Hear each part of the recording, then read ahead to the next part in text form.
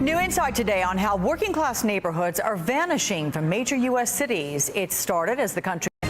New insight today on how working class neighborhoods are vanishing from major U.S. cities. It started as the country transitioned from a manufacturing economy, and it is now restructuring entire neighborhoods and cities. Joining me now, the co-author of that new study, Richard Flor from the University of Toronto's Martin Prosperity Institute. Richard, with a welcome to you. You say that the creative class is fueling this. What is the creative class?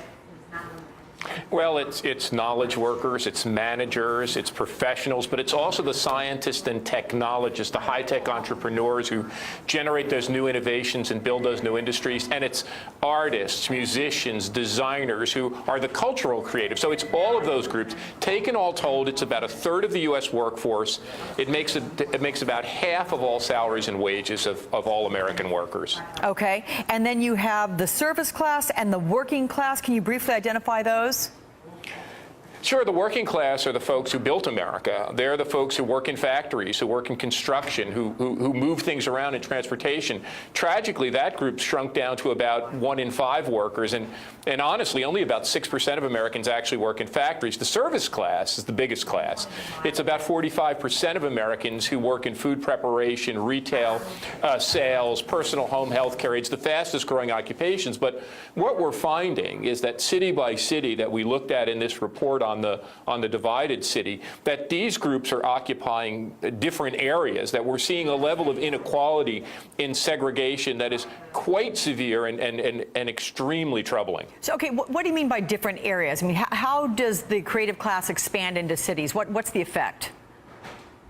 Well, you know, many urbanists like myself have been quite positive and optimistic about the comeback of our cities, the migration of technology businesses, of young professionals back to downtown New York, out of Silicon Valley, into downtown San Francisco, in Washington, D.C., and Boston. And what we did, we mapped, Alex, at the neighborhood level, the location of these three groups, the advantaged knowledge workers and creative class, the low-income struggling service class, and the disappearing working class.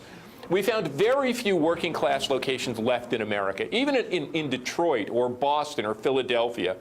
We found the creative class is colonizing the best areas.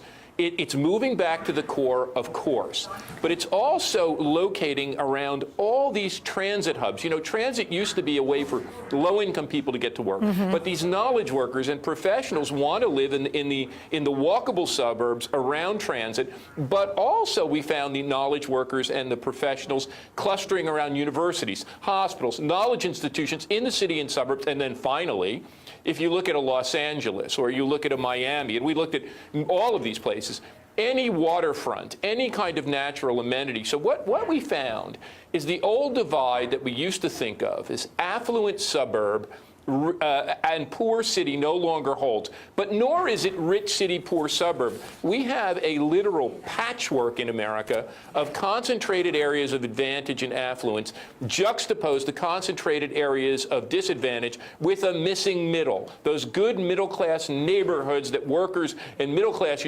people used to be able to live in are gone, and our geography is one of the haves and the have-nots. So, Richard, looking specifically, you've talked about Manhattan, Los Angeles, Chicago, but I understand it's a little different in Houston.